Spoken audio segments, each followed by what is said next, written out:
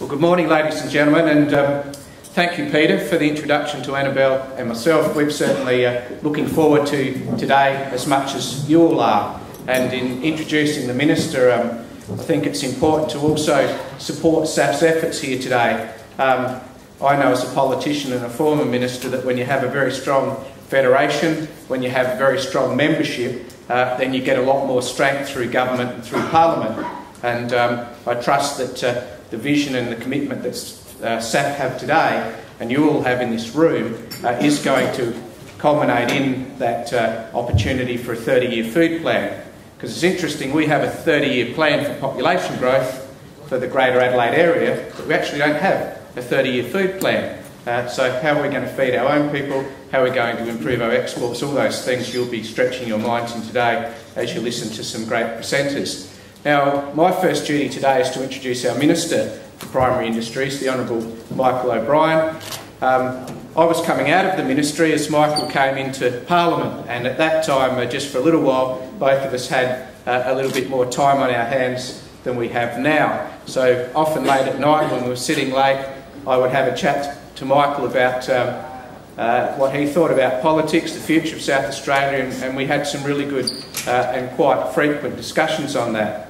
I was pleased to see Minister O'Brien brought into the Cabinet, because one of the things I personally think this government needs is a Minister who has a business background, who understands about small business, understands about the importance of regions. And of course we've now had Minister O'Brien as the Primary Industries Minister, together with some other important portfolios for a period of time, where he is really starting to get a good handle on the portfolio. And we've seen just recently the Minister talking about a broad range of subjects, from date palm opportunities in the Riverland to the issues that have to be addressed with grain and the futures of a grain committee and the levy, through the dairy industry and a large range of agricultural subjects that he's been focused on recently.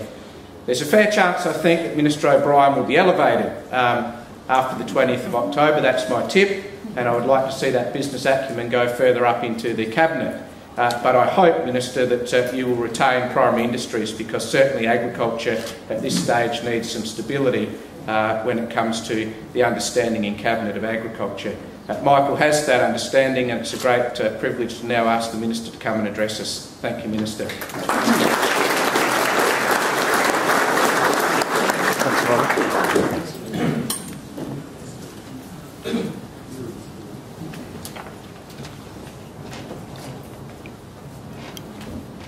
Thanks, Robert. It's a pleasure to hear an honest politician, particularly when he's talking about yourself, and may long he continue to do it.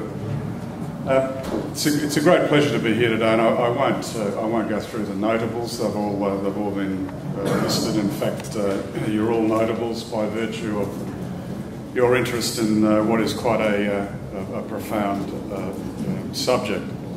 I think Peter might have touched on global demand. We know that worldwide demand for food into the future will grow strongly, with predictions of a world population which will increase by 32% to reach over 9 billion people by 2050. Now that's only 4 decades away.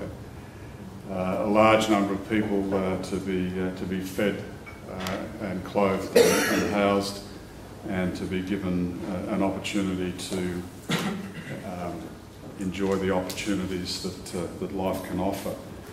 The Food and Agricultural Organisation of the United Nations predicts that the amount of food required to feed this population will be 70% higher than what it is today.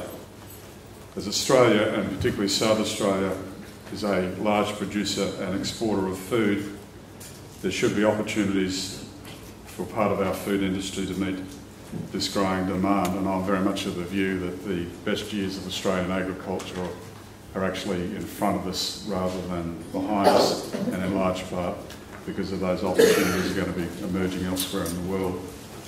At the moment, Australia produces 2.5 times the amount of food that we consume domestically, and the importation of food represents only 15% of total consumption. And a large percentage of the 15% is actually in luxury goods, European cheeses and wines. Preliminary figures show that our state's agriculture, food and wine exports have increased by 40% on last year, in part as a result of coming out of drought, but an excellent result, and increased by $1.2 billion in value. So we play in the global environment, and we play as a significant player. And this occurred despite an appreciation of the Australian dollar over this period, but this is going to be something that we're going to have to ultimately manage our way through, and it may be a topic that was raised by another speaker. As you're aware, we had a bumper wheat and barley crop, an increase in value of 248%, and the value of $1.57 billion, which was up nearly $500 million over the previous 12 months.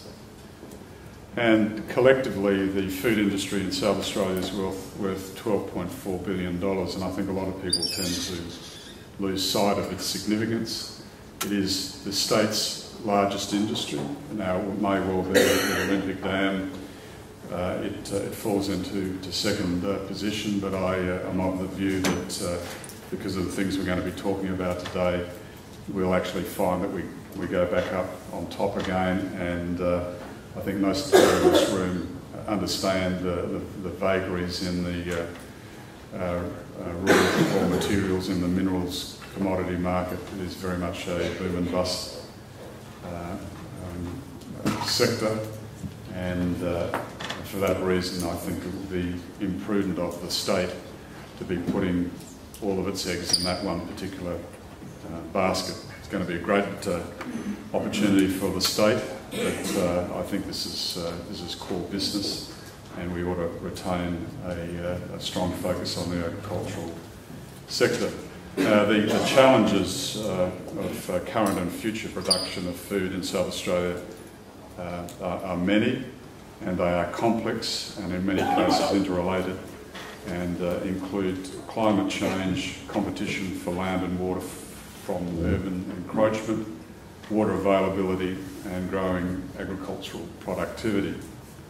Other significant issues include biosecurity threats to production, market access and food safety, international competitiveness, alternate demands for food and agricultural production, we're talking about biofuel there, and the human capacity and capability to competitively operate food businesses. One of the most significant recent challenges for the agricultural sector in South Australia has been the long-running drought, with this government contributing support for farming communities through the Exceptional Circumstances program. And we're trialling with the Commonwealth a new proposition in the West, which I think is going to inject a higher degree of resilience into the farming community. But that's a topic in its own right. Now, globally, we're seeing an increased demand for animal protein, and countries such as China have seen large increases in the consumption of meat as income, living standards and dietary preferences change. This has resulted in a large need for feed plants and grains, both within China and from elsewhere in the world, and has led to increased demands for agricultural production that China is actually struggling with. Central China is gripped with drought at the moment, and they have largely depleted their water reserves in aquifers. By 2018, China is expected to become the largest food importer in the world as it seeks to eliminate hunger and as the diet of the Chinese people changes as they become wealthier. My recent trips to China, and I've done 3 over the last 18 months, and Northeast Asia, and that was in Mongolia, have given me a first-hand look at the changing nature of these large emerging economies, and we're witnessing a shift in the kind of food and wine products these people are consuming. And China actually has a larger wine industry than ourselves, which may come as a shock to people. They actually are quite significant consumers of wine in their own right. South Australia is well positioned both geographically and economically to export our food products to these markets. Of particular opportunity is the growing population in China and also in India. In India, I think we ought not to lose sight of the opportunities there. They are largely vegetarian by virtue of their Hindu religion, but we are now realising that we have an opportunity in the lentils market, high protein for this particular market. The Canadians, who we ought to take note of in terms of the way that they can operate internationally, are in the Indian market. They've now got a presence in South Australia, but I think it would make a lot of sense for us to actually look at India and their increasing protein demands that they cannot supply from meat as an opportunity. The UK and the US have traditionally been our key markets for agri-food exports, but Hong Kong, China and Southeast Asia are economies of strong growth and opportunity for South Australia. I had a discussion a couple of days ago with the Chief Executive of Elders, and he was saying that we are starting to experience real issues, particularly in the US market, as that market starts to actually move away from premium meat because of the economic difficulties that they're experiencing. So I think it is timely that we actually look elsewhere in the world for our opportunities. In addition, we are well positioned to continue the supply of grain to the Middle East markets, with demand rate remaining strong. And I met with the Iraqi ambassador 2 weeks ago, and we talked about opportunities for Australian agriculture in Iraq. Iraq has the second largest reserve of oil in the world. They actually want to spend the money. They want Australian expertise. They want to redevelop their agricultural sector. And as that, there was a spin-off where I suggest, well, there may actually be opportunities in South Australia, particularly in the date industry, which is at a very fledgling stage. But the Middle East, with its oil wealth, also has great opportunities for South Australia. As food production and food trade becomes more and more globalised, we are not only looking for increases in food production, but we are also identifying those markets, and more specifically those consumers who are willing to pay more for our high-quality South Australian food product. And I think that's the key to all of this. Peter alluded to it. We've got to supply base needs. Lentils is an excellent example into India, but we've also got to establish the niches. There are emerging middle classes right through the Asia region, and I think the smart thing for us should be to focus on those niches and get value into those middle class propositions. And that's what we're trying to do, particularly with wine in China. And the French are actually giving us stiff competition. They're probably a decade in front of us in the China market. They worked out a long time ago that here was an area of significant opportunity. And on a couple of visits to China, I've been absolutely gobsmacked at the amount of money the French government is prepared to put into that market. And I think we have got to revitalise the way in which we approach that. Wine Australia now has moved a group into China and actually established a presence, I think, of 4 individuals based in Hong Kong and in Shanghai. It's the first time we've had an in-country presence in China. I think we've still got a long way to go, but that's what we ought to be doing with all of our markets. Elders have an operation in Shanghai. Elders fine food and wine, and I think this is the model that we ought to be picking up for all of those emerging markets, both in Asia and the Middle East. Now, meeting and exceeding consumer preferences will improve our competitiveness and assist our food industry to continue to flourish in the future. Global trade is vital for the continued growth of South Australian agri-food businesses, as domestic markets will provide only limited growth opportunities. And we had our first meeting of the South Australian Agribusiness Council, which I've just recently established. We had that last week, and we did look at import replacement. That's probably the only avenue for domestic growth that we have. It's going to be difficult if people have a penchant, if you like, for French or English cheeses to get them to purchase the domestic variety. There's a bit of snobbishness that comes into it, but I think there are areas where we can actually displace imported product from our supermarket shelves, but it's limited. Now, nationally, we're contributing to the development of food strategy with the South Australian Government providing a submission to the National Food Plan. And Peter, it might be worth your while to actually get a lot of the material that comes out of the discussion today into the process that's being worked up for the National Food Plan, because that's what the National Food Plan ought to be about.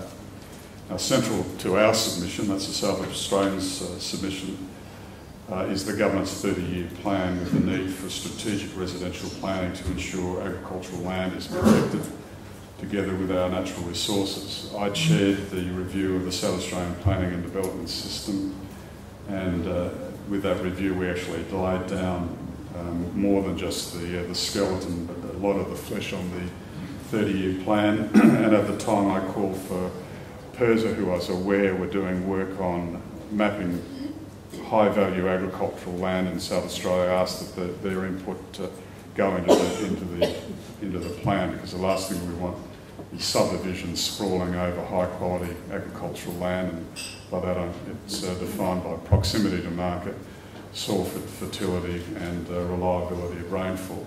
I think we've pretty well done that, and we've gone one step further with the legislation that we're going to put up, and Rob Brokenshire actually had some input into that in terms of initially the protection of the McLean Vale area. We're now looking at the Barossa, and I think that's going to become a template for application elsewhere in the state. One of the key issues in the National Food Plan is the need for a clear understanding of the implications of foreign investment in our agricultural assets and the impact of competing food imports on the sustainability of our agri-food businesses.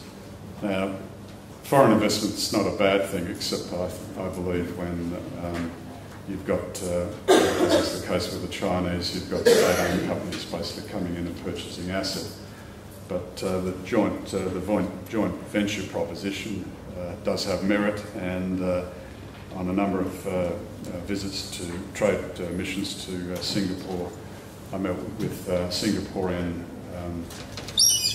companies that actually wanted food security for Singapore, and just by way of example, I had a discussion with an individual who supplied the Singaporean armed forces with all of their food.